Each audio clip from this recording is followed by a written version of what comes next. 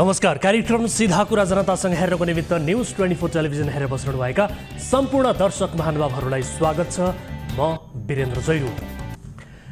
नेकपा माओवादी केन्द्रले बितेको 17 वर्षमा 13 वर्ष सरकार, 10 सरकारमा सहभागिता, 97 मन्त्री, 513 सांसद प्राप्त गरे बापत प्राप्त गरेको सिंगल उपलब्धि पनि अब खारेज हुने अवस्थामा पुगेको छ। माओवादीहरूले लोड सेडिङ अन्त्य गरेको जस लिने गरेका थिए, तर अहिले पूर्वका उद्योगहरूमा दैनिक 8 देखि 10 घण्टा विद्युत काटिन्छ। प्रधानमन्त्री प्रचण्डको जीवनभरको कमाई त्यही एउटा लोड सेडिङ अन्त्य भन्ने थियो। त्यो कमाई यसै पटकदेखि खारेज भएको छ। औपचारिक घोषणा गरेर पूर्वमा लोड सेडिङको तालिका सार्वजनिक गर्न मात्रै बाँकी छ। हिजोसम्म लोड सेडिङ अन्त्य गरेको प्रचार गरेर माओवादीहरूलाई भोट माग्न सजिलो थियो। अब चाहिँ नेपालीका सपना अन्त्य, सुशासन अन्त्य, स्थिति अन्त्य, कानुनी राज्य अन्त्य, विधिको शासन अन्त्य, सदाचार र सामाजिक न्याय मूल्य मान्यता अन्त्य जस्ता अन्त्यहरू मात्रै बाँकी रहे। दर्शकबिन, प्रधानमन्त्री प्रचण्डले आफ्नो कार्यकाललाई स्वर्णकाल भनेर टिप्पणी गर्नुभएको छ। यो स्वर्णकालमा निस्किने 8 पेजको पत्रिकामा 5वटा पेज चाहिँ जनताको घर सम्पत्ति लिलामी गर्न बैंकहरूले निकालेको 35 दिने सूचनाले भरिएको हुन्छ। व्यवसाय गरेर यो देशको सेवा गर्छु, राज्यलाई कर तिर्छु भनेर घर जग्गा धितो राखेर ऋण लिएकाहरूलाई सडकमा पुर्याएर भए पनि असुली गर्नु भन्ने निर्देशन कैफियतग्रस्त शैक्षिक प्रमाणपत्रधारी गभर्नर महाप्रसाद अधिकारीले जारी गर्छन्। तर यो देशका परम मुखिया भन्नुहुन्छ, मैले क्या सुशासन दिए। हिजो राष्ट्रिय सभामा बोल्दै पटक पटक गृहमन्त्री भइसकेका, लाभको पदमा धेरै अवसर पाएका, चुनाव हारेर पनि प्रधानमन्त्रीको कुर्सी ताकेर लामो समय र ऊर्जा खर्च गर्नुभएका वामदेव गौतमले भन्नुभयो, यो अर्थात् राष्ट्रिय सभाको सदस्य सांसदको अपमानजनक पदमा पहिलेदेखि मुक्त हुन पाइएला भन्ने मलाई लागिरहेको छ। गौतमले जे भन्नुभयो छोटोमा सुनिया। यो अपमानजनक पदमा कहिलेदेखि मुक्त हुन पाइएला भनेर भन्ने मलाई लाग्छ। आज वामदेव गौतमलाई राष्ट्रिय सभाको सदस्य पद अपमानजनक लाग्न थालेछ। सायद चुनाव हारेका कृष्ण प्रसाद सिटौला यही सदनमा आउँदैछन् भन्ने थाहा पाएर पनि होला। केही कुरा याद रहोस्, गौतम स्वयं पनि चुनाव जित्न नसकेर प्रचण्ड र केपी ओलीको चाकडी गरेर चोर बाटोबाट राष्ट्रपति मार्फत राष्ट्रिय सभामा प्रवेश गर्नुभएको थियो। तत्कालीन राष्ट्रपतिले उहाँलाई मनोनित गर्न नपाउने भनेर परेको रिट यतिका वर्षदेखि अदालतमा पेन्डुलम पारिएको छ। राष्ट्रिय सभाको सांसदले प्रधानमन्त्री बन्न नपाउने भएपछि उहाँले आफ्नो व्यक्तिगत फाइदाका लागि संविधान संशोधन गरेर भए पनि राष्ट्रिय सभाको सदस्यले समेत प्रधानमन्त्री बन्न पाउने बाटो खोल्नुपर्छ भनेर खुबै लबिङ पनि गर्नुभयो। तर आफ्नै खुट्टामा बन्जरो हानेर प्रचण्ड ओलीले वामदेवको सपना साकार पारेनन्।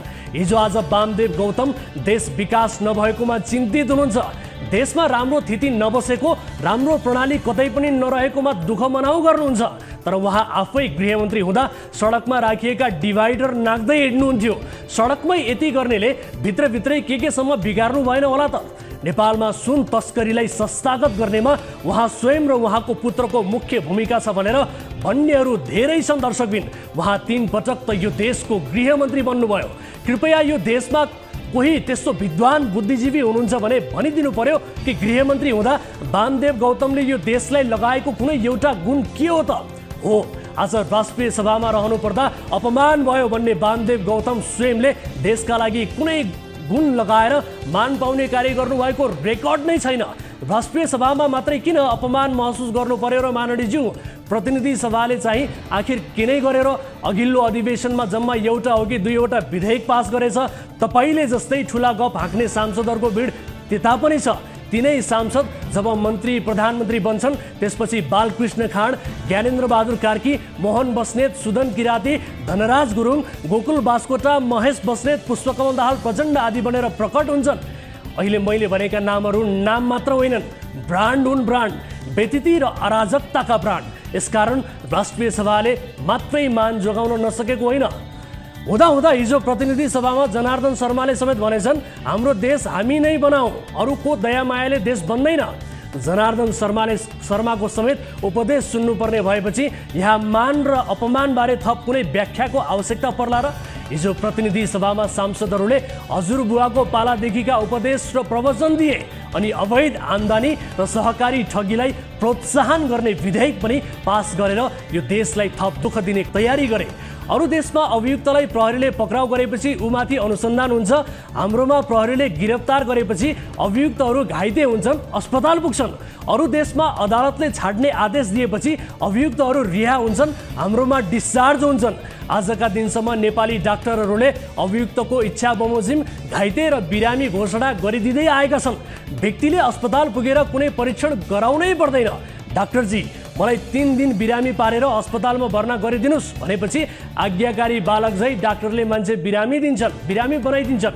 हाम्रो जस्तो व्यतिथि भएको देशमा पढे लेखेका डाक्टरहरूले समेत घरको दराजमा आफ्नो इथिक्स थन्काएर अस्पताल गएर काम गर्नुपर्छ भने सामान्य मानिसका लागि यो देश कति धेरै कष्टकर भएको होला आफै अनुमान गरौँ। नेपालका केही डाक्टरले बिरामी मान्छे निको बनाउन जानेका छैनन् त्यो हामीलाई थाहा छैन, त्यसको ग्यारेन्टी पनि छैन दर्शकबिन। तर ठिकठाकको मान्छेलाई गम्भीर घाइते बनाएर उपचार गर्न चाहिँ जानेका रहेछन्। यी सबै कुरा देखेर पनि मौन शान्त रहने मेडिकल काउन्सिलप्रति हामी उत्तरोत्तर प्रगति र दीर्घ जीवनको कामना गर्न चाहन्छौँ।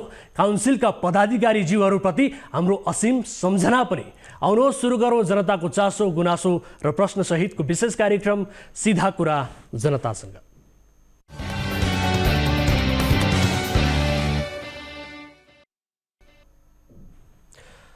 स्वागत छ दर्शक महानुभावहरू, कार्यक्रम सीधा कुरा जनतासँगको नयाँ एपिसोडमा उपस्थित भइसकेका छौँ। न्युज 24 टेलिभिजनबाट प्रत्यक्ष रूपमा प्रसारित भइरहेका छौँ। केही महत्त्वपूर्ण फलोअप विषय र केही नयाँ विषयसहित आज पनि कार्यक्रममा उपस्थित भएका छौँ र आजको कार्यक्रममा Giribandhu T state प्रकरणको follow-up report प्रस्तुत गर्नेछौँ। 343 बिघा जमिन बेच्ने प्रपञ्चमा सर्वोच्चको फैसलाले ब्रेक लगाइदिएको छ। यद्यपि अझै पनि केही सम्भावना भने जीवितै छ, केही अन्यलता कायमै छ। यो आदेश आएपछि पनि यस सम्बन्धमा एक रिपोर्ट प्रस्तुत गरेसँगै थप संवाद पनि आजको कार्यक्रममा गर्नेछौँ। त्यस्तै हजारौं बचतकर्ताहरूको रकम हिनामिना गरेर फरार भएका केही सहकारीका मुख्य ठगहरूलाई पक्राउ गर्नका निमित्त यो सरकार असक्षम भइरहेको छ। आखिर किन भइरहेको छ यस सम्बन्धमा एक विशेष रिपोर्ट आजको कार्यक्रममा देखाउनेछौँ। त्यस्तै पोर्चुगल लैजान्छु भन्दै रुसी सेनामा पुर्याउन खोज्ने क्रान्तिकारी कम्युनिस्ट पार्टी नेपालका नेताको ठगी धन्दा पनि आजको कार्यक्रममा हामी देखाउनेछौँ र कैलालीको गोदावरी नगरपालिकाको फलोअप रिपोर्ट पनि समावेश गर्नेछौँ। नदी उत्खननको प्रकरणमा 6 लाख बढी जरिवाना तिराइएको विषय छ, यो विषय पनि देखाउनेछौँ। थप संवाद पनि गर्नेछौँ। यसबाहेक तपाईँ दर्शक महानुभावहरूसँगको प्रत्यक्ष कुराकानीमा जोडिनेछौँ। कुनै पनि समस्या पर्नु भएको छ भने हाम्रो टोल फ्री नम्बर 1660122424, यसै गरी एन्सेल नम्बर 9801572424 तपाईँका लागि खुला गरिसकेका छौँ। कार्यक्रम अवधिभर तपाईँले हामीलाई सम्पर्क गरेर आफ्नो समस्या र गुनासा राख्न सक्नुहुनेछ।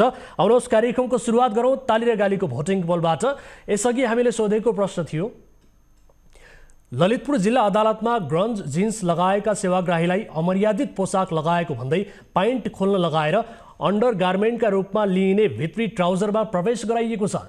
यस्तो कार्यले अदालतको मर्यादा उच्च हुन्छ भन्नेले तालीमा र हुँदैन भन्नेले गालीमा भोट गर्नुपर्ने थियो। जसअनुसार 16%ले तालीमा र 84%ले गालीमा मत जाहेर गर्नुभएको छ।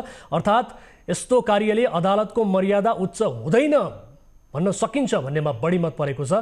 गालीमा धेरै दर्शकले आफ्नो मत व्यक्त गर्नुभएको छ। अब ताली र गालीका लागि आजको प्रश्न यस प्रकार छ। टेरामक्स घोटाला प्रकरणमा स्वास्थ्य मन्त्री मोहनबहादुर बस्नेतले अख्तियार पुगेर बयान दिएका छन्। भ्रष्टाचार आशंकामा अख्तियारमा बयान पनि दिने, बाहिर सदाचारका भाषण पनि गर्न मन्त्री बस्नेतलाई अब सुहाउँछ भन्नेले तालीमा र सुहाउँदैन भन्नेले गालीमा भोट गर्नुहोला। हाम्रो पात्रको एप्लिकेसनमा गएर ताली र गालीका लागि भोट गर्न सक्नुहुनेछ र भोटिङ सुरु हुन्छ। अब आजको पहिलो अनि महत्त्वपूर्ण फलोअप विषय, सदाचारयुक्त सुशासन कायम गर्ने पहिलो दायित्व सरकारको हो। अनियमित क्रियाकलापको छानबिन गर्ने पहिलो कर्तव्य पनि सरकारकै हो। कुनै पनि जिम्मेवार सरकारले अख्तियार र अदालतबाट सुशासनको आदेश प्राप्त होस् भनेर पर्खिँदैन। झापाको गिरीबन्धु टी स्टेटको जमिन बेचेर खान मिल्ने गरी तत्कालीन केपी शर्मा ओली नेतृत्वको सरकारले कानुन बनायो अनि मन्त्री परिषदबाट स्वीकृति पनि दियो।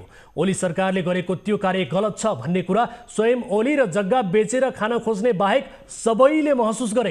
तर प्रधानमन्त्री पुष्पकमल दाहाल प्रचण्डले चाहिँ यसलाई ओलीसँग बार्गेनिङ गर्ने अस्त्र बनाए। दाहालले गिरिबन्धु टी स्टेटको जमिन बेच्न दिने, सट्टापट्टा गर्न दिने प्रकरणको फाइल खोल्छु भनेर सधैँ तर्साए, तर खोल्न चाहिँ खोलेनन्। पूर्व राजा ज्ञानेन्द्र शाहले कहीँ कतै गएर बोल्ने बित्तिकै प्रधानमन्त्री दाहालले धम्क्याउँदै भन्छन्, यसरी बोल्ने हो भने दरबार हत्याकाण्डको फेरि छानबिन गरिदिन्छु। प्रधानमन्त्री दाहालले ओलीसँग गिरिबन्धु मामिलामा कसरी बार्गेनिङ गरेका थिए, ओलीले आफू प्रधानमन्त्री हुँदा कसरी सरकारको नाममा आउनुपर्ने गिरिबन्धुको जमिन बेच्न दिन प्रबन्ध मिलाइदिएका थिए र हिजो अदालतले गरेको फैसलाको अन्तर्वस्तु के हो त? यो विशेष फलोअप रिपोर्ट हेर्नुहोस्।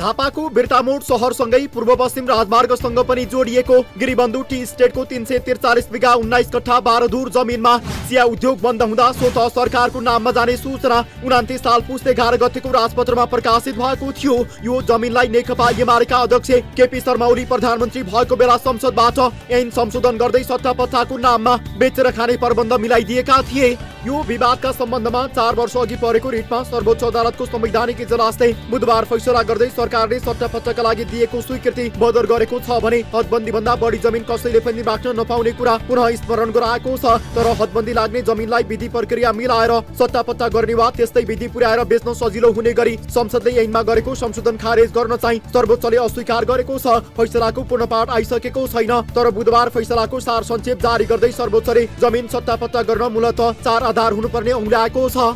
ती 4 आधारहरूमा सट्टापट्टा गर्न बराबर क्षेत्रफलको जमिनसँग मात्रै सट्टापट्टा गरिनुपर्ने, सट्टापट्टा गर्दा बराबर चिया उत्पादन हुने जमिनसँग मात्रै सट्टापट्टा गरिनुपर्ने, सट्टापट्टा गर्दा समान सम्भावना भएको जमिनसँग मात्रै सट्टापट्टा गरिनुपर्ने, सट्टापट्टा गर्दा बराबर मूल्याङ्कन हुने जमिन बीच मात्रै सट्टापट्टा गरिनुपर्ने।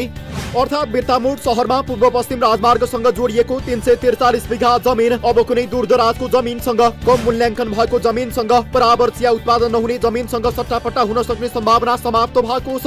तर सट्टापट्टा गर्नै नमिल्ने भनेर अदालतले बोलेको छैन। माफियाको इशारामा संसदले गरेको थियो ऐन संशोधन, मन्त्री परिषदले दिएको सट्टापट्टाको स्वीकृति। 76 सालमा केपी ओली प्रधानमन्त्री हुँदा सरकारले भूमि सम्बन्धी ऐन 2021 संशोधन गर्न संसदमा विधेयक ल्याएको थियो। त्यो बेला अहिलेका प्रधानमन्त्री पुष्पकमल दाहाल र उनको पार्टीका सांसदहरू समेतले त्यो संशोधन विधेयक टेबल छटाएर पास गरे। तत्कालीन नेकपासँग सँगै हुँदासम्म नेकपा माओवादी केन्द्र, नेकपा यस कसैले पनि यो संशोधनको नियतमा प्रश्न उठाएनन्। केही जानकारहरूले भूमाफियाको इशारामा ओली सरकारले ऐन संशोधन गरेको दाबी गरे। पछि ओलीसँग विवाद बढ्दै गएपछि माओवादी र समाजवादीका नेताहरूले बोल्न थाले। ओलीले संसद मार्फत गलत नियतले संशोधन गरेको ऐन सच्याउने प्रयास अहिलेको सरकारले गर्नै चाहेन। तत्कालीन सरकारले सरकारी जमिनमा चलेका चिया उद्योग टाट पल्टिएमा ती उद्योग चलाउनेलाई सरकारी जमिन नै बेच्ने, सट्टापट्टा गर्ने अधिकार दिइयो। तत्कालीन प्रधानमन्त्रीको चाहना भूमाफियाको पक्षपोषण गर्ने थियो कि थिएन यो यसै भन्न सकिन्न थियो। तर ओलीको त्यो संशोधनले भूमाफियाको साम्राज्यमा दीपावली भएको निश्चित थियो। भूमि सम्बन्धी संशोधन विधेयक पास भएपछि प्रधानमन्त्री ओलीले 78 वैशाख 13 मा मन्त्री परिषदबाट गिरिबन्धु टी स्टेट चलाउनेहरूलाई सरकारी स्वामित्वमा आउनुपर्ने जमिन सट्टापट्टा गर्न दिने निर्णय गरिदिए। त्यसपछि ओलीले संसद भङ्ग गरे। अदालतको आदेशले संसद बिउतियो। पुनः बिउतेको संसदमा उभिएर नेकपा यसका सांसदहरूले गिरिबन्धु मामिलामा ओली सरकारले जनविरोधी कार्य गरेको र त्यो वर्तमान सरकारले खारेज गर्नुपर्छ भन्ने माग राख्थे। झापाको गिरिबन्धु टी स्टेट गार्डनको जुन हदबन्दी भन्दा बढी जग्गा बिक्री गर्ने अघिल्लो सरकारको क्याबिनेटको निर्णयलाई तत्काल खारेज गर्नुपर्छ भनेर झापाबाट एउटा प्रतिनिधिमण्डल पनि आएको छ। यसतर्फ सरकारको म ध्यान आकर्षण गर्न चाहन्छु। रामकुमारी झाँक्री जस्तै धेरै सांसदहरूले मन्त्री परिषदले गरेको त्यो विवादित निर्णय खारेज गर्न माग गरिरहँदा त्यसपछि बनेका कुनै पनि सरकारले यस्तो गर्न चाहेनन्। शेरबहादुर देउवापछि प्रचण्ड प्रधानमन्त्री भए। उनले पनि ओलीले 78 वैशाख 13 मा गरेको निर्णय खारेज गर्न चाहेनन्। गिरिबन्धु टी स्टेटको स्वर्णिम जग्गा बेचेर खान दिने अनि सट्टापट्टाको नाममा कमसल जग्गा सरकारलाई भिडाउने काम किन गर्नुभयो भनेर अध्यक्ष ओलीलाई पत्रकारहरूले प्रश्न गर्थे। तर प्रधानमन्त्री दाहालले यो प्रश्न ओलीसँग कहिल्यै पनि गरेनन्। छानबिन समिति गठन गरेर ओलीलाई न्यायको कठघरामा उभ्याउने कुरा त धेरै नै परको कुरा थियो। जब जब ओलीलाई यसबारे प्रश्न गरिन्थ्यो उनले भन्ने गर्थे, पहिले पहिले बिना स्वीकृति बेचेर खान्थे, मैले कानुन बनाएर सट्टापट्टाको प्रबन्ध मिलायौं, छानबिन गर्न मन हुनेले गरे हुन्छ। गिरिबन्धुले चिया स्टेट लगाएका छन्, उनीहरूले चिया बनाएका छन्। अनि बिना कानुन पहिले जमिन दिएको थियो सट्टा भर्न, अहिले हामीले कानुन बनाइदिएका छौँ। अरू केही गरेका छैन, त्यति हो। त्यसमा छानबिन हुनुपर्छ भन्ने लाग्छ हजुरलाई पनि? जरुरी नै छैन, गर्न मन लागि गरे हुन्छ। प्रधानमन्त्री दाहालले ओली गलाउने अस्त्रका रूपमा गिरीबन्धु मामिला दुरुपयोग गरे। 2080 साल साउन महिनाको अन्तिमतिर केही मिडियाका सम्पादकहरूलाई प्रधानमन्त्री दाहालले छलफल गर्न भन्दै बोलाएका थिए। त्यो छलफलका क्रममा सोधिएको प्रश्नको जवाफ दिने क्रममा दाहालले गिरीबन्धु टी स्टेटमा भएको अनियमितता बारे पनि अनुसन्धान हुन्छ भनेर वाचा गरे। सोही बमोजिम मिडियामा समाचारहरू प्रकाशित भए। सुनकाण्डमा माओवादी नेताहरू जोडिएका प्रसङ्गमा एमाले संसद चल्न दिएको थिएन। गृहमन्त्रीदेखि प्रधानमन्त्रीको राजीनामा मागेर एमाले सरकारलाई हैरान पारिरहेको थियो। त्यही बेला प्रधानमन्त्री दाहालले गिरीबन्धु टी स्टेट प्रकरणमा छानबिन गर्छु भनिदिए। अर्थात् एमाले गृहमन्त्री र प्रधानमन्त्रीलाई घेर्न खोज्दा प्रचण्डले एमाले अध्यक्ष केपी ओलीलाई नै अप्ठ्यारो पार्ने प्रकरणमा छानबिन गर्ने बताइदिए। प्रधानमन्त्री दाहालको यो भनाइपछि दुवै पार्टीले स्वार्थको बाटो गरे। एमाले बिना कारण संसद खोल्यो। प्रधानमन्त्री दाहालले पनि गिरीबन्धुको फाइल खोल्छु भनेर दिएको धम्कीका थप काम गरेनन्। दर्शकहरू, गिरीबन्धु टी स्टेटको जमिन सट्टापट्टा गर्न सरकारले स्वीकृति दिएपछि सार्वजनिक सरोकारको रिट लिएर सर्वोच्च पुग्ने मध्येका एक कानुन व्यवसायी हुनुहुन्छ अधिवक्ता ओम प्रकाश अर्याल। सर्वोच्चले गिरीबन्धुबारे हिजो फैसला गरिसकेपछि फैसलाको सार संक्षेप सार्वजनिक पनि गरिएको छ, जसमा केही बुझाइका अलमल पनि देखिएका छन् र यसै अलमलका विषयमा थप कुराकानी गर्नका लागि हामीले यति बेला टेलिफोन सम्पर्कमा जोडेका छौँ अधिवक्ता ओम प्रकाश अर्याललाई। अर्याल सर, स्वागत छ यहाँलाई कार्यक्रम सीधा कुरा जनतासँगमा। हजुर, धन्यवाद। हजुर, अब अदालतले भूमि सम्बन्धी 8औं संशोधनलाई खारेज गरेन, तर त्यही संशोधन ऐन अनुसार मन्त्री परिषदले गरेको निर्णय खारेज गरेको जस्तो हामीले देख्यौँ। यो के भएको हो, अलिकति स्पष्ट पारिदिनुहोस् त। निर्णय बदर गरेको छ, 78/1/13 को निर्णय चाहिँ बदर गर्यो र सँगै चाहिँ अदालतले थप स्पष्ट के गर्यो भने त्यसमा यदि चिया बगानको जग्गाको क्षेत्रफल, त्यसपछि त्यसको उत्पादकत्व, अनि त्यसको मूल्य, अनि चाहिँ त्यो समानुपातिक सुनिश्चितता होइन, त्यसको प्राविधिक पक्ष, व्यवस्थापकीय पक्षहरू सबै अध्ययन गरेर यकिन भएपछि अलि परिपक्व भइसकेपछि मात्रै कसैले निवेदन गर्न सक्ने र निवेदन उपर चाहिँ विचार गरेर यो सट्टापट्टा र व्यवस्थापन, खास गरेर सट्टापट्टा गर्नुपर्ने रहेछ भने खास गर्दा यो चाहिँ व्यवस्थापनको हिसाबले। तर यो खास गरी यहाँनिर अलिकति अलमल भएको विषय नि, ऐन चाहिँ खारेज नगर्ने, ऐन अन्तर्गतको चाहिँ निर्णय चाहिँ खारेज गर्ने, यो कसरी चाहिँ अलिकति अलमल भयो, के भएको यो? होइन, यस्तो छ, अब ऐनको पनि सही ढङ्गले प्रयोग गरिएन, निर्णय गर्दाखेरि ऐनको पनि पालना गरिएन भनेदेखि चाहिँ त्यो निर्णय कायम रहन सक्दैन। अहिले जुन शर्तहरू तोकेको हुन्छ, जुन चाहिँ मनसाय राखेको हुन्छ, त्यो मनसाय बमोजिमको, त्यो शर्त बमोजिमको प्रक्रियाहरू पुरा नगरिकन, पूर्व शर्तहरू पुरा नगरिकन प्रस्ताव गारेछ, निवेदन गारेछ र त्यो निवेदनको आधारमा निर्णय गरिया रहेछ। मन्त्री परिषदले निर्णय गर्दाखेरि पनि अहिले तोकेको शर्तहरू पुरा नगरिकन निर्णय गरिया रहेछ। अहिले तोकेको शर्तहरूको सुनिश्चितता नहुने गरी निर्णय गरिया रहेछ भनेदेखि त्यो निर्णय मात्रै बदर हुन सक्ने कुरा त रहन्छ। हजुर, अनि अब यो अदालतको फैसलाले खास गरी 4वटा शर्त पुरा गरेमा सट्टापट्टा गर्न पाइने भनेर उल्लेख गरेको जस्तो पनि देखियो होइन। तर गिरीबन्धुको जमिन चाहिँ चिया उत्पादन गरेसम्म मात्रै व्यवसायीसँग रहने, उत्पादन नहुँदा स्वतः सरकारको नाममा जाने भनेर 28 साल पुस 11 गते राजपत्रमा सूचना नै प्रकाशित भएको भन्ने कुरा पनि छ। 29 सालमा, माफ गर्नुहोला। अब यो सन्दर्भ कान नलाग्ने भएको हो, अर्थात् यो गिरीबन्धुको जमिन पनि अब सट्टापट्टा गर्न पाइने भएको हो त, के हो यो? अब फेरि पनि त्यो निर्णयको लागि चाहिँ अब त्यो खालको निवेदन पर्यो भने अब त्यो चाहिँ प्रस्ताव फेरि मन्त्री परिषदमा जान सक्ने त्यो ढोका चाहिँ अहिले पनि खुलिराखेको छ। खालि त्यही हो कि कानुनको दुरुपयोग नहोस् भनेर केही चाहिँ शर्तहरू सुस्पष्ट गरेको छ। अब यो त अहिले संक्षिप्त पाठ मात्रै हो। पूर्ण पाठ आउँदाखेरि कानुनका छिद्रहरू टाल्ने, कानुनलाई अझ सुस्पष्ट गर्ने र कानुनको दुरुपयोग हुन बाट रोकथाम गर्ने अवस्था आउँछ कि भनेर अपेक्षा गरिएको छ पूर्ण पाठमा। ए हजुर, ठिक छ। अब जस्तो यो भूमि सम्बन्धी ऐन गलत नियतका साथ संशोधन भएको भनेर दाबी हुने गर्छ। केपी ओली प्रधानमन्त्री हुँदा उहाँले मन्त्री परिषदबाट स्वीकृति दिएको दाबी गर्नेहरू अहिले सत्तारूढ दलमै सांसदहरू पनि छन्। खास गरी यो प्रकरणमा कसको नियत के छ भन्ने कुरा प्रश्न जस्तै थियो। तर पनि अब सरकारले विगतमा भएको गलत कार्य सच्याउने प्रयास गरेन। सरकारले चाहँदा यो 4 मिनेटमा सकिने कामका लागि तपाईँहरूले चाहिँ 4 वर्ष सङ्घर्ष गर्नुभयो र पनि यो भने जस्तो फैसला आएन भनेर भन्न मिल्छ? हजुर, अब हामी त अब रिट निवेदक भएको हुनाले हामीले अब ऐनको संशोधनलाई पनि बदरमाग गरेका थियौँ। हजुर, नियमावलीलाई पनि बदरमाग गरेका थियौँ, नियमावली संशोधनलाई। त्यसै गरेर त्यो हदबन्दी छुट दिने सम्बन्धी आदेशलाई पनि बदरमाग गरेका थियौँ र चौथो तहमा आइसकेपछि मात्रै बल्ल यो निर्णयलाई चाहिँ बदरमाग गरेका थियौँ। अब हामीले 4वटा लेयरमा बदरमाग गरेकोमा 3टा लेयरमा चाहिँ त्यो जुन कानुनसँग सम्बन्धित हो कानुन चाहिँ बदर भएन, खालि निर्णय मात्रै बदर भएको छ। अब फेरि पनि यस्तो प्रस्तावहरू मन्त्री परिषदमा जान सक्छ।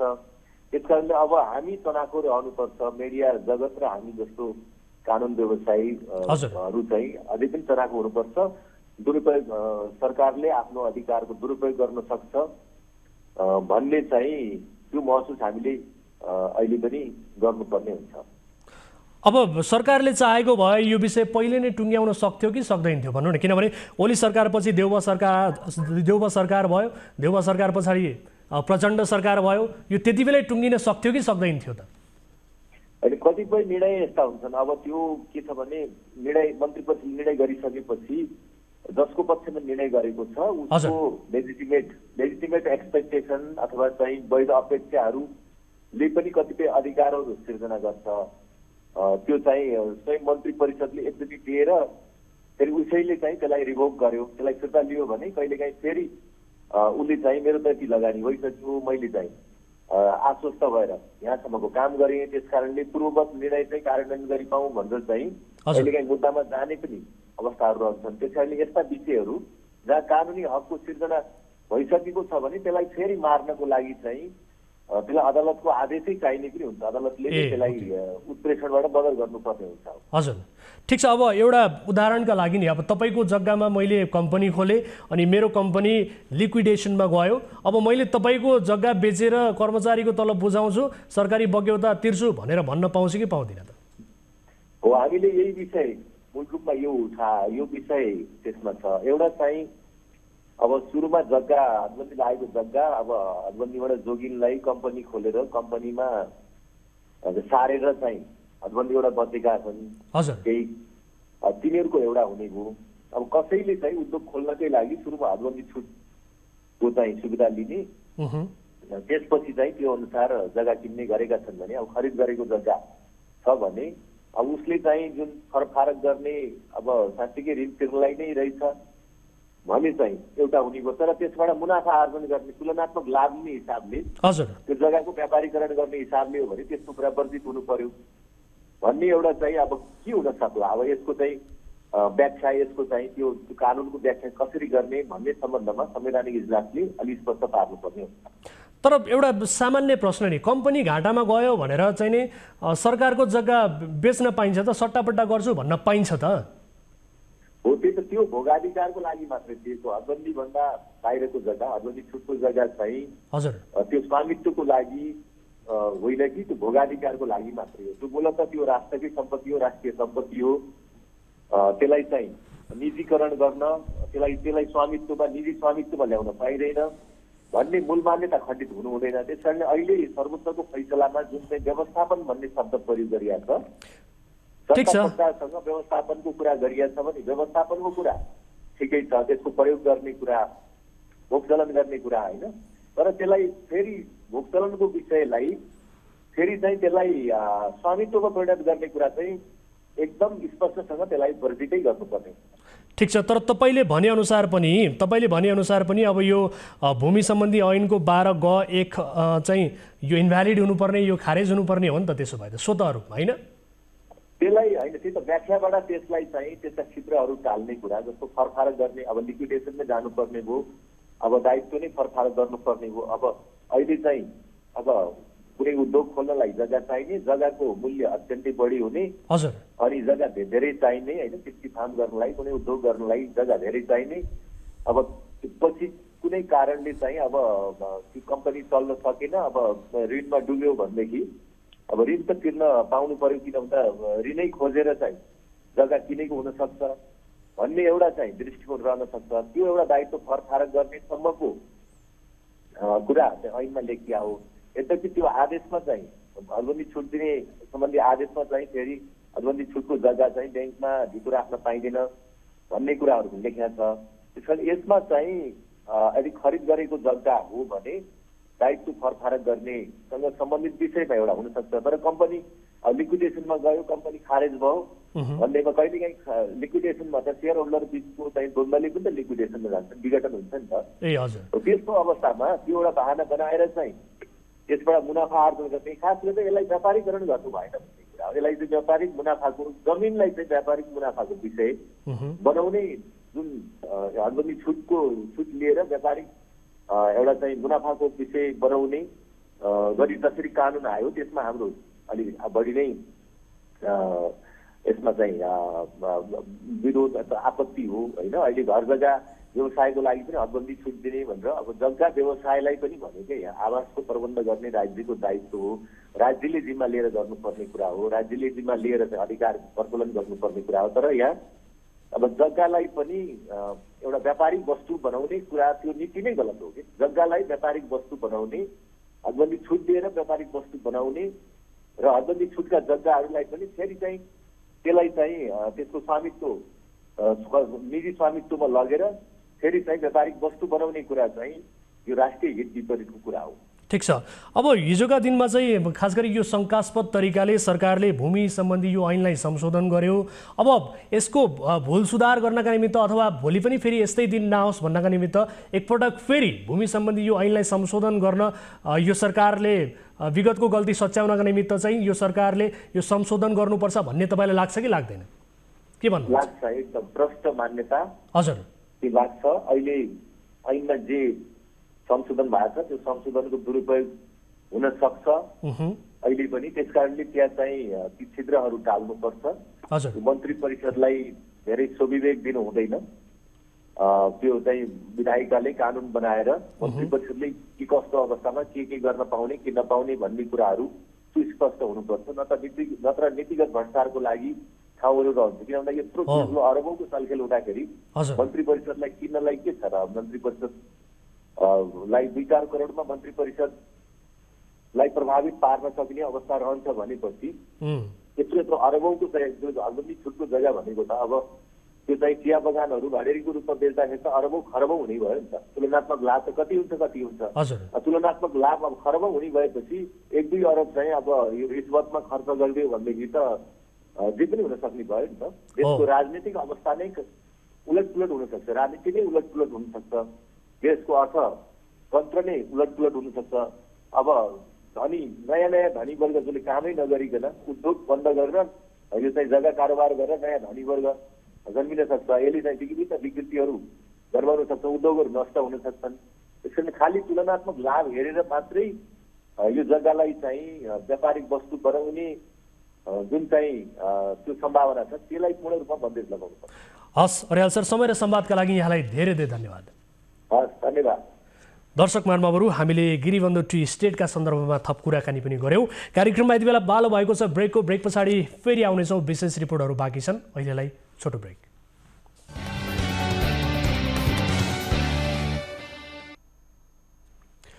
ब्रेकपछि स्वागत छ दर्शकहरू कार्यक्रम सीधा कुरा जनतासँगमा। अब आजको अर्को विषय, पोखराको सूर्यदर्शन सहकारीका बचतकर्ता महिनौदेखि आन्दोलित छन्। सहकारी सञ्चालन गर्ने जीवी राई फरार छन्, तर बचतकर्ताहरूले रवि लामिछानेसम्मलाई मुछेर उजुरी दिएका छन्। सूर्यदर्शनको बचत ग्यालेक्सी टेलिभिजनमा प्रयोग गरियो। ग्यालेक्सीका प्रबन्ध निर्देशक भएको नाताले सो रकम दुरुपयोग हुँदाका दोषी लामिछाने पनि हुन् भन्ने एक थरीको दाबी छ। सूर्यदर्शन सहकारीको हिसाब सम्बन्धी विवरण राखिएको कम्प्युटर सर्भर खोज्दा काठमाडौँमा ल्याइएको खुल्यो। प्रहरीले केरकार गर्दा सर्भर नेपाल प्रहरीका पूर्व डिआइजी छवि जोशीको शङ्खमूल स्थित भाडामा दिइएको घरमा छ भन्ने थाहा भयो। जोशी गोर्खा मिडियामा रवि र जीवीसँगै काम गर्थे, तर शङ्खमूलको घरमा उनी बसोबास गर्दैनन्। जोशीको दाबी अनुसार सूर्यदर्शन र घर भाडामा लिने नेचर हर्फसँग उनको कुनै सम्बन्ध छैन। उसो भए सूर्यदर्शनको सर्भर काठमाडौँका लाखौँ घर छाडेर छविकै घरमा लगेर कसले राख्यो त? कुन सहकारीले कति ठगे? कसको अवस्था के छ त? यो विशेष फलोअप रिपोर्ट हेर्नुहोस्। हजारौं बचतकर्ताहरूको अर्बौं रकम हिनामिना गरेर फरार भएका विभिन्न सहकारीका मुख्य नायकहरूलाई कानुनी दायरामा ल्याउन सरकार असक्षम बन्दै गएको छ। ग्यालेक्सी टेलिभिजन सञ्चालन गर्ने गोर्खा मिडियाका अध्यक्ष समेत रहेका जीवी राईले देशका विभिन्न शहरमा सहकारीको नेटवर्क खडा गरेर बचतकर्ताहरूको 16 अर्ब भन्दा बढी निक्षेप हिनामिना गरेर फरार छन्। राई विरुद्ध पक्राउ पूर्ति जारी भएको 5 महिना बितिसकेको छ। गत माघको दोस्रो साता नै इन्टरपोल मार्फत डिफ्युजन नोटिस जारी भएको थियो, तर जीवी राई अझै पक्राउ परेका छैनन्। यता राईका व्यापारिक साझेदार पूर्व डिआइजी छविलाल जोशीको घरमा प्रहरीले थापा मारेको छ। सहकारी सम्बन्धी सम्पूर्ण सूचना तथा कारोबार भएको सर्भर जोशीको घरमा राखिएको भन्ने विशेष सूचनाको आधारमा बुधबार प्रहरीले थापा मारेको हो। जोशीको घरमा नेचर अफ इन्टरनेसनल प्रणालीको कार्यालय रहेको थियो। कास्की प्रहरीको आग्रहमा जिल्ला प्रहरी परिसर काठमाडौँले सोही कार्यालयमा छापा मार्दा सूर्यदर्शन बचत तथा ऋण सहकारी संस्थाको 4वटा मुख्य सफ्टवेयरको सर्भर फेला परेको छ। 4वटा हार्ड ड्राइभहरू फेला परेको छ। चाहिँ बरामद गरिसक्यो, यहाँ ल्याइसक्यो। अब हेर्दैछ। प्रहरीले घरमा छापा मारे लगत्तै छवि जोशीले शङ्खमूलको घरमा आफू बस्ने नगरेको र त्यो घर नेचरअफ नामक कम्पनीलाई भाडामा दिएको उल्लेख गरेका छन्। सामाजिक सञ्जालमा एक स्ट्याटस लेख्दै जोशीले आफू नेचरअफ र सूर्यदर्शनसँग सम्बन्धित नभएको पनि प्रष्टीकरण दिएका छन्। जोशी र राई गोर्खा मिडिया नेटवर्क सहित विभिन्न कम्पनीको साझेदार थिए। यी दुवैले ग्यालेक्सी 4K टेलिभिजन सञ्चालन गर्दा राष्ट्रसभाका सभापति रवि लामिछाने प्रबन्ध निर्देशक थिए, तर टेलिभिजनबाट राजीनामा दिएर अहिले देशको चौथो ठूलो दलको नेतृत्व गरिरहेका लामिछाने पनि राई संलग्न रहेको सहकारीको बचत हिनामिना गरेको गम्भीर आरोप खेप्दै आएका छन्। आफूहरूको बचत हिनामिना गर्ने कार्यमा लामिछानेको संलग्नता रहेको दावी गर्दै सूर्यदर्शन सहकारीका पीडितहरूले लामिछाने विरुद्ध पनि जिल्ला प्रहरी कार्यालय कास्कीमा जाहेरी नै दिएका छन्। पीडितहरूले लामिछाने सँगै पूर्व उपराष्ट्रपति नन्दकिशोर पुनका छोरा दिपेश पुन, सहकारीका पूर्व अध्यक्ष ज्ञान बहादुर बमजन, लेखनाथका व्यवसायी नेत्रपाणी वास्तुला सहित 14 कम्पनी गरी 18 जना विरुद्ध पूरक जाहेरी दिएका हुन्। पीडितको उजुरीपछि कास्की प्रहरीले सहकारी ऐन 2074 को दफा 122 ग बमोजिमको अनुसन्धान अघि बढाएको जनाएको छ। यो पूरक अनुसन्धान हो, पूरक जाहेरी आइ पनि सकेको र आउने बित्तिकै हामीले 3 दिन अघिदेखि सुरु गरिसकेका छौँ। दफा 122 विपरीतको काम भएको छ छैन हैन, र अब भएको भए कोले चाहिँ गरेका छन् हैन। अब यो सबै कुरा पैसा कहाँ गयो, कसरी गयो, कुन माध्यमबाट गयो, त्यो सबै हामी हेर्छौँ। त्यस्तै पीडितले थप 14 संस्थाहरू विरुद्ध पनि जाहेरी दिएका छन्। सूर्यदर्शन सहकारी ठगी प्रकरणमा यसअघि 19 जना विरुद्ध जिल्ला अदालतमा मुद्दा विचाराधीन छ। तीमध्ये 4 जना पक्राउ परेका छन् भने बाँकी फरार रहेका छन्। अब यो विषयमा अनुसन्धान गरी पूरक प्रतिवेदन तयार गर्ने र दोषी पाइएमा सरकारी वकिलको कार्यालय मार्फत अदालतमा पेश गरिनेछ। सहकारी ठगी प्रकरणले संसद बैठकमा बबन्डर, सहकारी ठगको मतियार भन्दै गगनको कटाक्ष। सहकारी ठगी प्रकरणको विषयले बुधबारको संसद बैठकमा बबन्डर नै मचियो। सत्तारूढ तथा प्रतिपक्षी दलका केही नेताहरू बीच सहकारी प्रकरणका विषयमा होचपेच नै चल्यो। जतिसुकै शक्तिशाली होस्, जुनसुकै ताकत भएको होस्, आम नागरिकहरूले निक्षेप सङ्कलन गरेर जम्मा गरेको सहकारीमा ठगीको धन्दा चलाउँछ, ठगीको धन्दाको मतियार हुन्छ भने कानुनी कारबाहीको दायरामा आउनु पर्दैन, कानुनले कारबाही गर्नु पर्दैन। कांग्रेस महामन्त्री थापाले आफूप्रति नै निशाना साधेपछि लामिछाने पनि काउन्टरमै उत्रिए। सहकारीका ठगहरूलाई कारबाहीको दायरामा ल्याउने हो कि सरकारमै भएको जस्तो लाग्छ। लामो समय सरकारै नछोडेको जस्तो पनि लाग्छ। राजनीतिमा भएको र सदनमा भएको पनि वर्षौं बिते जस्तो लाग्छ। रोकेछ चाहिँ केले? नयाँ दलहरूले। लामिछाने सहकारीको समस्या समाधान गर्न राष्ट्रपाले तयार पारेको प्रतिवेदन प्रधानमन्त्री पुष्पकमल दाहाल प्रचण्डलाई बुझाउन तयार रहेका थिए, तर बुधबारको बैठकमा प्रधानमन्त्री उपस्थित भएनन्। सहकारीको रकम हिनामिना गर्ने मेयरका 18 घर र 44 किता जग्गा भन्छन् घर र जग्गा बिक्री गरेर बचत फिर्ता गर्छु। शेयर सदस्य र बचतकर्ताहरूको झण्डै 3 अर्ब रकम अपचलन गरी पोखरा र बागलुङको इमेज बचत तथा ऋण सहकारी संस्थाका अध्यक्ष तथा ढोरपाटन नगरपालिकाका मेयर देवकुमार विरुद्ध पनि 9 महिनादेखि पक्राउ पूर्जी जारी भएको छ। उनी विरुद्ध पनि माघ दोस्रो साता नै डिफ्युजन नोटिस जारी भइसकेको छ। लामो समय सम्पर्कविहीन रहेका नेपालीले फेसबुक मार्फत बचतकर्ताको रकमबाट समेत आफूले घर जग्गा जोडेको स्वीकार गरेका छन्। नेपालीले आफ्नो र श्रीमतीको नाममा बागलुङ, बुर्तिबाङ, पोखरा र काठमाडौँमा 18वटा घर र 44 किता जग्गा भएको जानकारी दिँदै सबै घरको तस्बिर समेत सार्वजनिक गरेका छन्। अध्यक्ष नेपालीले उक्त घरहरू बिक्री गरेर बचतकर्ताहरूको बचत फिर्ता गर्ने बताएका छन्। बचतकर्ताहरूको समस्या समाधानको लागि सम्पूर्ण बचतकर्ताहरूको नाममा मेरो र मेरो श्रीमतीको नाममा भएको घर जग्गा विभिन्न मालपोत कार्यालयमा गई हस्तान्तरण गर्न चाहन्छु। 500 बचतकर्ताको निक्षेप हिनामिना गरेर अर्का टिभी साहु पनि फरार, पक्राउ पूर्जी जारी। ललितपुरको कुमारीपाटीमा रहेको कृषि विकास बहुउद्देश्य सहकारी संस्थाका अध्यक्ष तेज विक्रम थापा र उनकी पत्नी समेत रहेकी सहकारीकी व्यवस्थापक सञ्जना राजकर्णिकार समेत फरार भएका छन्। कृषि टेलिभिजनका मालिक समेत रहेका थापामाथि करिब 500 जना बचतकर्ताको 1 अर्ब 70 करोड भन्दा बढी बचत हिनामिना गरेको आरोप छ। समिट हस्पिटलका सञ्चालक समेत रहेका थापाले घर मालिकलाई समेत पीडित बनाएका छन्। उनले गोमा शिवाकोटीको घरमा सम्झौता बिना नै रजगज चलाइरहेका छन्। थापाबाट श्रम शोषणमा परेको भन्दै अस्पतालका चिकित्सक तथा कर्मचारीहरूले पनि न्युज 24 टेलिभिजनको कार्यालयमा आएर गुनासो गरेका थिए। यस विषयमा हामीले रिपोर्ट नै प्रसारण गरेका थियौं। थापाको सहकारीबाट ठगीमा परेका पीडितहरूले जिल्ला प्रहरी परिसर ललितपुरमा सामूहिक उजुरी दिएका थिए। पीडितहरूको उजुरीका आधारमा थापा दम्पति विरुद्ध पक्राउ पूर्जी समेत जारी भएको छ, तर उनीहरू अझै पक्राउ परेका छैनन्।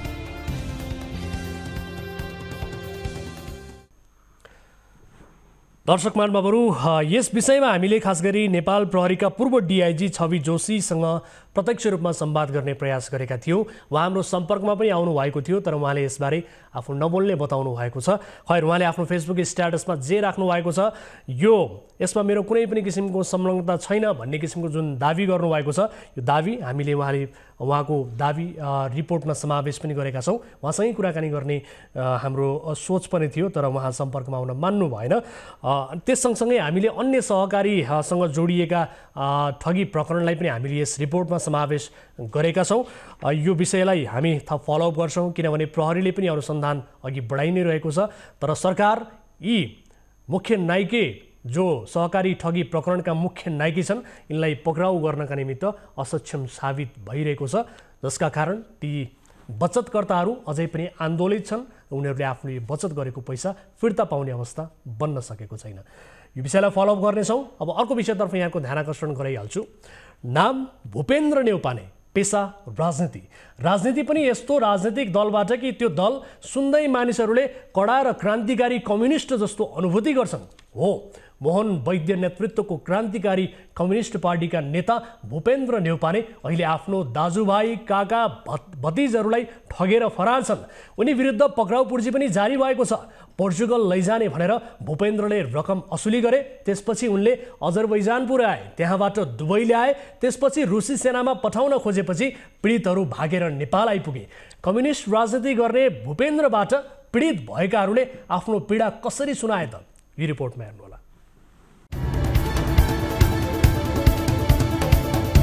मोहन वैद्य नेतृत्वको क्रान्तिकारी कम्युनिस्ट पार्टी नेपालका नेता भूपेन्द्र नेउपानेले युवाहरूलाई ठगेर फरार भएको तथ्य फेला परेको छ। वैदेशिक रोजगारीका लागि पोर्चुगल पठाइदिने भन्दै भूपेन्द्र लगायतको समूहले ठगी गरेको आरोप पीडित युवाले लगाएका छन्। 7 जनाबाट 75 लाख भन्दा बढी रकम ठगी गरेको आरोपमा 5 जना विरुद्ध पक्राउ पूर्जी जारी भएको छ। आरोपीहरू अहिले सम्पर्कविहीन भएका छन्। पीडितहरू भने न्यायको खोजीमा भौतारी रहेका छन्। मेरो एउटा साथीकै म्यान पावर छ, नुवाकोट हो मेरो साथीको घर, म्यान पावर छ। म लिगल हिसाबले म चाहिँ पोल्यान्ड पठाइदिन्छु, पोल्यान्ड जाऊ भनेर मलाई चाहिँ त्यहाँ आश्वासन दिएर मैले चाहिँ अनि पासपोर्ट चाहिँ अफिसमा जाऊ भनेर उहाँको भाइसँगै हुनुहुन्थ्यो। ल बसन्तको र बुद्धको त 2 करोड डिपोजिट राखेको म्यान पावर छ। यदि तपाईँहरू फस्नुभयो भने पनि म तपाईँहरूको त्यो म्यान पावर नै जफत गरेर पैसा असुल गर्छु नि। अनि मैले यत्रो वर्ष राजनीति गरेको के फाइदा? म आफ्नै पुरा सिङ्गो पार्टी लगाउँछु, नेपाल क्रान्तिकारी कम्युनिस्ट पार्टी म तपाईँहरूको पछाडि लगाइदिन्छु। त्यो म यत्रो वर्ष गरेको मलाई केही फाइदै छैन भनेर उहाँले हरेक झुटा मात्रै बोल्नुभयो। विदेश जाने तयारीमा रहेका यी युवालाई दलाल भूपेन्द्रले पोर्चुगलमा आकर्षक तलब र रोजगारीको प्रलोभन देखाए। पोर्चुगलको प्रतिष्ठित कृषि कम्पनीमा रोजगारीको अवसर रहेको, मासिक 1,20,000 तलब हुने र प्रति व्यक्ति 10 लाख रुपियाँ तिरेमा 3 महिनाभित्र पोर्चुगल पठाइदिने आश्वासन भूपेन्द्रले दिएका थिए। भूपेन्द्र मोहन वैद्य नेतृत्वको क्रान्तिकारी पार्टीका सचिवालय सदस्य र प्रदेश नम्बर 1 का पूर्व संयोजक समेत हुन्। भूपेन्द्रले चिन्जान रहेको र पार्टीको ठूलो मान्छे भएकाले पोर्चुगल पुर्याउने सम्पूर्ण जिम्मेवारी आफ्नो हुने विश्वास दिलाएका थिए। भूपेन्द्र नेवारले के भन्नुभयो भने त्यो मेन पावर नै हो, मेरो विश्वास गर्नुहोस्, म तपाईँको फुपूको छोरा हो अनि तपाईँको मेरो मावली पर्नुहुन्छ भनेर उहाँले यतिसम्म आश्वासन दिनुभयो होइन। यो चाहिँ यस्तो इलिगल हिसाबले म जाँदैन, यस्तो एसियन कन्ट्रीको भिजा छ म जाँदैन भन्दाखेरि ओ के हुन्छ तिमीलाई, म मेरो पार्टी लगाउँछु, म छु तिम्रो लागि भनेर झुटो आश्वासन दिएर एउटा मेरो सिङ्गो पार्टी लगाउँछु तिमीमा, के भएको र म उद्धार गर्छु, मैले उद्धार कति मान्छेको उद्धार गरेछु भनेर उहाँ चाहिँ अब के नेता चाहिँ क्रान्तिकारी कम्युनिस्ट पार्टीका नेता हुनुहुन्थ्यो अनि उहाँले चाहिँ यस्तो यस्तो आश्वासन दिएर उहाँले पठाउनु भयो। यी युवाले केही रकम भूपेन्द्रको बैंक खातामा हालेका छन् भने केही रकम भूपेन्द्रले उपलब्ध गराएका बैंक खातामा पठाएका छन्। पोर्चुगल पठाउने भन्दै भूपेन्द्रको समूहले 2080 जेठ 31 गते यी युवालाई नेपालबाट उडाएका थिए, तर युवाहरूलाई गैर कानुनी तरिकाले अजरबैजान पुर्याइयो। अजरबैजानमा भिसाको म्याद सकिएपछि त्यहाँको प्रहरीले उनीहरूलाई हिरासतमा लगे, जसोतसो जरिवाना तिरेर निस्के। त्यसपछि भूपेन्द्रको समूहले अजरबैजानको गाउँमा लगेर राखे। त्यहाँ पनि प्रहरी आएर पक्राउ गरेपछि उनीहरू पुनः हिरासतमा पुगे। 1.5 महिना अजरबैजान बसेका उनीहरू 2 पटक प्रहरी हिरासतमा पुगे। जरिवाना तिरेपछि उनीहरूलाई दुबई फर्काइयो। पोर्चुगल पठाउने आश्वासन बाँडेर भूपेन्द्रको समूहले केही युवालाई 4 महिनासम्म दुबई राख्यो। त्यहाँबाट उनीहरूले फेरि रुसी सेनामा पठाउने योजना सुनाए। रुस जानु जोखिम हुने बुझेपछि पीडितहरू दुबई प्रहरीको शरणमा परे। जसोतसो 6 महिनापछि उनीहरू नेपाल फर्किए। त्यहाँको फेरि प्रहरी आयो होइन, प्रहरी आएर त्यही इमिग्रेसन प्रहरी नै हो आएर त्यहाँ हामीलाई त्यहाँ फेरि अब कि त तिमीहरूलाई जेल जानुपर्छ कि चाहिँ तिमीहरूले 5,000 युरो दिनुपर्छ भनेर उनीहरूको सहमति भयो। त्यो पछि कसो गर्दाखेरि हामीले त्यहाँ 500 रुपियाँ 400 रुपियाँ हामीहरूसँग भएको यहाँबाट बाटो खर्च भनेर लगेको त्यो पैसा दियौँ र हामीले त्यो चाहिँ त्यहाँबाट फाइन बुझायौँ। पीडित युवा भूपेन्द्रसँग नातामा पनि पर्छन्। ताइनो अनुसार टङ्क प्रसाद जैसे, निरज धमला, गोपीराम धमला र नवीन कुमार नेउपाने भूपेन्द्रका भाइहरू हुन्। यस्तै कृष्ण प्रसाद धमला, ध्रुवराज नेउपानेले भूपेन्द्रलाई काका भन्नुपर्छ। नेत्र प्रसाद नेउपानेका चाहिँ भूपेन्द्र भतिज नाता पर्छन्। नातामा पनि पर्ने र राजनीति गर्ने व्यक्तिबाट धोका हुँदैन भन्ने ठानेर उनीहरूले रकम लगानी गरेका थिए। यो धन्दामा भूपेन्द्रले आफ्ना भाइ हेमराजलाई पनि संलग्न गराएका छन्। पक्राउ पूर्जी हेमराजका नाममा पनि जारी भएको छ। अब यही अब षड्यन्त्र रहेछ सर, अब सब कुरा बुझिएन, अब आफ्नैले अब फसाउँदो रहेछन्। अब एकदम विश्वास गरियो, घरभित्रको मान्छे विश्वास नगर्ने कुरै भएन, सबै कुरा विश्वास गरियो, विश्वासको आधारमा हामी गइयो। त्यसपछि उहाँले भन्नुभएको थियो सबै बाटोमा जाँदाखेरि केही अप्ठ्यारो भयो भने, दायाँ बायाँ केही भयो भने त्यसको जिम्मा म हो, जसरी पनि तपाईँहरू पोर्चुगल पुग्ने हो 1,20,000 नेपालीको दरले तपाईँहरूलाई त्यहाँ स्यालेरी पनि दिलाइन्छ। त्यहाँ गएर काम उसले लिएर लगाउँछ, त्यसपछि ऊ त्यहाँदेखि फिर्ता हुन्छ। हामी 7 जनाको एजेन्ट भनेको चाहिँ भूपेन्द्र नेवानी नै हुनुहुन्छ। अनि हामीले चाहिँ जो त्यो अफिस मार्फत गएको तर त्यहाँ अफिससम्म पुर्याउने चाहिँ भूपेन्द्र नेवानी नै हो। उहाँकै रुममा हामीले पासपोर्ट बुझाएका थियौँ। उहाँले भनेको अकाउन्टमा हामीले पैसा हालेका हौँ।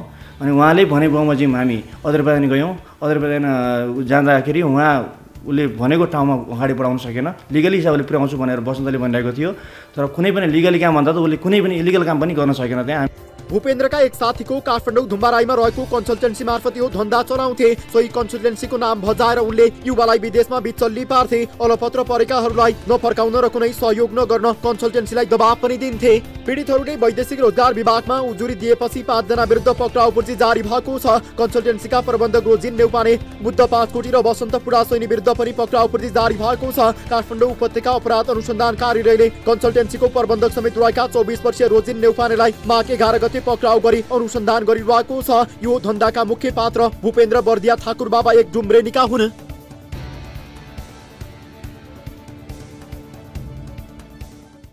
दर्शक महानुभावहरू, आफूलाई कम्युनिस्ट नेता पनि भन्ने, राजनीति पनि गर्छु भन्ने, तर ठगी पनि गर्ने, यो धन्दा चलाइरहेका छन् भूपेन्द्र नेउपानेले। उनलाई हामीले पनि सम्पर्क गर्ने प्रयास गरेका थियौँ, तर सम्पर्क बाहिर छन्। पक्राउ पूर्जी जारी भएको छ र यस विषयमा खास गरी हामी सम्बन्धित पार्टीको गम्भीर रूपमा ध्यानाकर्षण गराउन चाहन्छौँ, जसका कारण तपाईँहरूको समग्र पार्टी पनि बदनाम भइरहेको छ। त्यस्ता व्यक्तिलाई पार्टीभित्रैबाट पनि कारबाही गर्ने बारे तपाईँहरूले सोच्नुहोला। हामी यो रिपोर्ट मार्फत यहाँहरूको पनि ध्यानाकर्षण गराउन चाहन्छौँ। अब अर्को विषयतर्फ यहाँहरूको ध्यानाकर्षण गराइहाल्छु।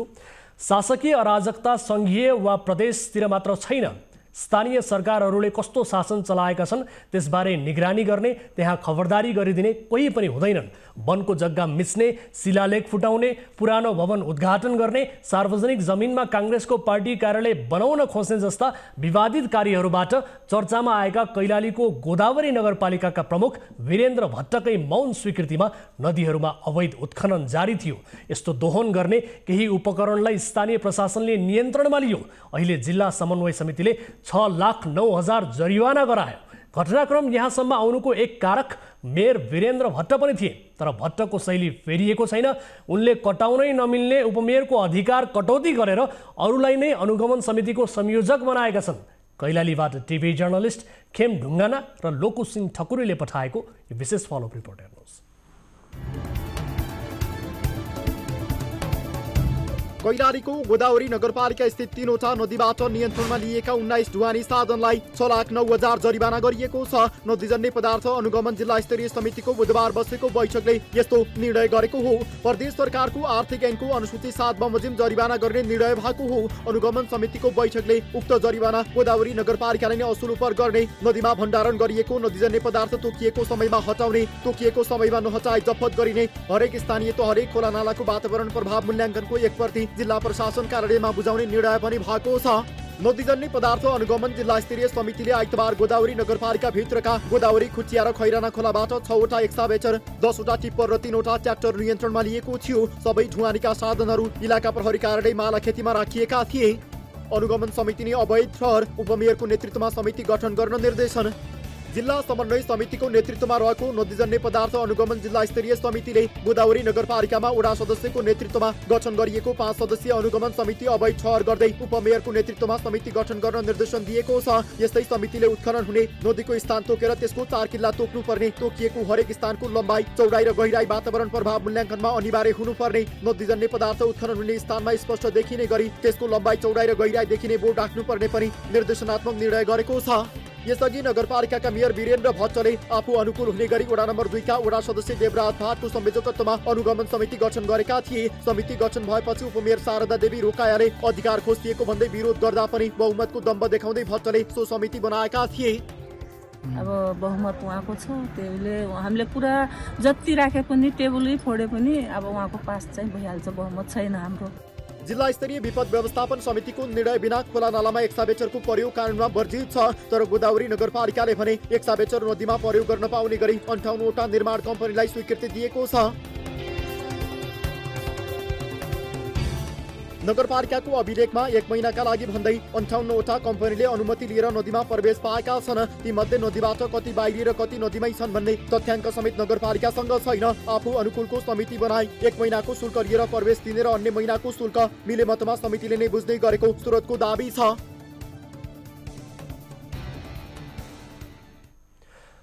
दर्शकहरू, यस सम्बन्धमा थप कुराकानी गर्नका लागि हामीले टेलिफोन सम्पर्कमा जोडेका छौँ जिल्ला समन्वय समिति कैलालीका कार्यवाहक सभापति खगराज भुसाललाई। खगराज सर, स्वागत छ यहाँलाई कार्यक्रम सिधा कुरा जनतासँगमा। हजुर नमस्कार। हजुर नमस्कार। अब यो गोदावरी नगरपालिका अन्तर्गत पर्ने नदीबाट के कसरी अवैध ढङ्गबाट उत्खनन भइरहेको रहेछ सर, के पाउनुभयो यहाँहरूले? अब हामी त्यहाँ अनुगमन गर्दै जाने क्रममा चाहिँ गोदावरी नदीमा पुगेका थियौँ। हजुर। यतापट्टि खुटिया नदी हुँदै त्यहाँ जाँदै गर्दाखेरि अवैध रूपमा चाहिँ ढुङ्गी बालुको चाहिँ अवैध रूपमा उत्खनन गरेर पाइयो। किनभने मापदण्ड विपरीत चाहिँ सबभन्दा पहिला त नदीमा कुनै पनि त्यस्तरी उत्खनन गरेर थुपार्न पाइँदैन र त्यति गहिराई खन्न पाइने थिएन। त्यो अनुसार खनेको पाइयो र हामीले त्यहाँबाट चाहिँ केही सवारी साधनहरू चाहिँ नियन्त्रणमा लिएका थियौँ प्रशासनको सहयोगमा। हजुर।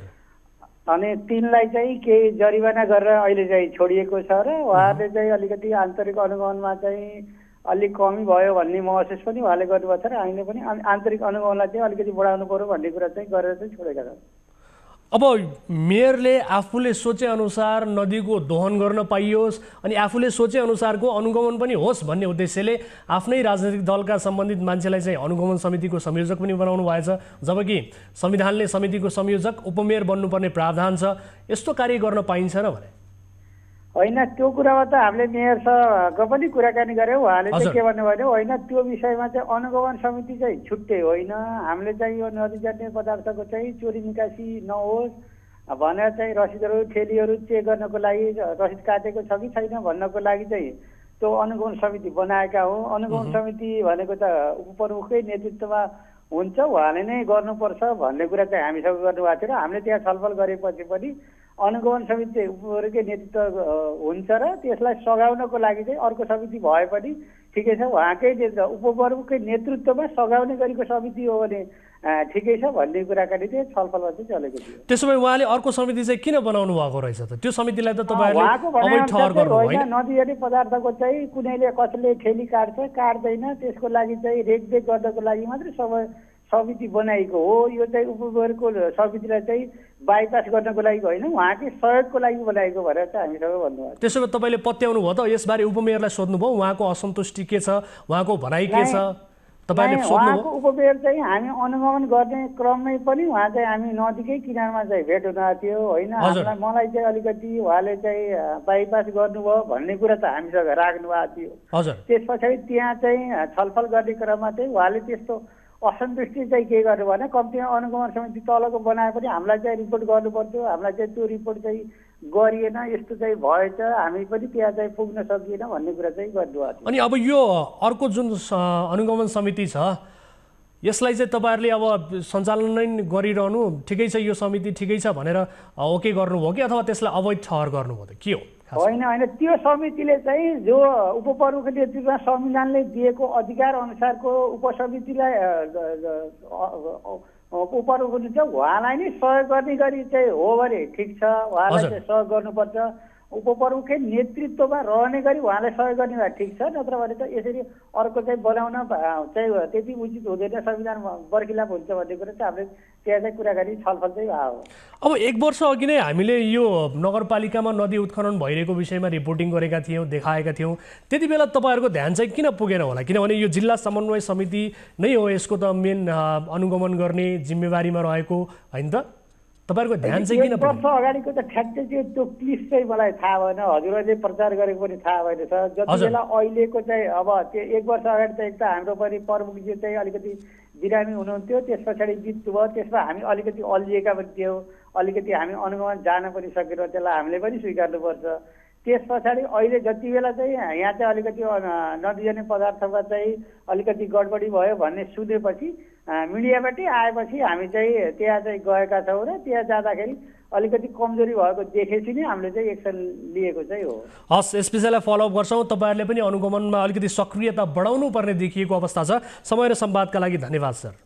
दर्शक महानुभावहरू, यससँगै हामीले गोदावरी नगरपालिका सम्बन्धी रिपोर्ट हामीले यसअघि पनि प्रस्तुत गरेका थियौँ र त्यस क्रममा नेतृत्वको विवादित कार्यहरूले लम्कीचुवा नगरपालिका बदनाम भएको हुनुपर्नेमा अन्यथा पर्न गएकाले सो वाक्यांशलाई हामीले सच्याएका छौँ। खास गरी स्थानीय सरकारका व्यतिथि उप हामी निरन्तर रूपमा निगरानी गरि नै रहेका छौँ, निरन्तर हामीले खबरदारी गरि नै रहेका छौँ। अब अर्को विषयतर्फ यहाँको ध्यान आकर्षण गराइहाल्छु। कीर्तिपुर स्थित त्रिवी अन्तर्राष्ट्रिय क्रिकेट मैदानमा सन्दीप चाहियो भन्दै समर्थकहरूले नाराबाजी गरेका छन्। क्यानाडा र नेपाल बीचको 1 दिवसीय खेल चलिरहँदा सन्दीप लामिछानेको समर्थनमा नाराबाजी भएको हो। खेलको पहिलो इनिङको 40औं ओभरमा उपस्थित समर्थकहरूको ठूलो भिडले वी वान्ट सन्दीप भन्दै नाराबाजी गरेपछि प्रहरीले हस्तक्षेप गरेको थियो। त्यस क्रममा प्रहरी र समर्थक बीच घम्साघम्सी नै चल्यो। केही बेरका लागि खेल पनि अवरुद्ध भयो। सन्दीपलाई जिल्ला अदालत काठमाडौँले जबरजस्तीकरणी गरेको कसुरमा दोषी ठहर गरेको छ। जिल्ला अदालतको फैसलाप्रति असन्तुष्टि जनाउँदै क्रिकेट समर्थकले सन्दीपको पक्षमा ब्यानर सहित नाराबाजी गरे। लामिछाने दोषी ठहर भएसँगै नेपाल क्रिकेट सङ्घ क्यानले निलम्बन गरेको छ। त्यसयता उनी सबै प्रकारका खेल गतिविधिबाट बाहिर रहेका छन्। यो अपडेट पनि दर्शकहरूलाई गराए। आज भएको खेलमा जुन नाराबाजी भएको थियो यस सम्बन्धमा जानकारी गराए। यिनै विषयहरू प्रस्तुत गर्दा गर्दै आजलाई कार्यक्रमको निर्धारित समय सकिएको छ। कुनै पनि समस्या पर्नु भएको छ भने हाम्रो टोल फ्री नम्बर 1660 012 24 24, यसै गरी एनसेल नम्बर 98 015 724 24 मा तपाईले सम्पर्क गर्न सक्नुहुनेछ। आफ्ना जिज्ञासा, गुनासा र समस्याहरू टिपाउन सक्नुहुनेछ। तपाईका कुनै पनि जिज्ञासा मेटाउने प्रयास, तपाईका कुनै पनि गुनासाहरू सम्बोधन गर्ने प्रयास र कुनै पनि समस्याको समाधान खोज्ने प्रयास हामी निरन्तर गरिरहेका छौँ भन्दै कार्यक्रम सिधा कुरा जनतासँगबाट आजका लागि म वीरेन्द्र जैरू बिदा हुन्छु। नमस्कार।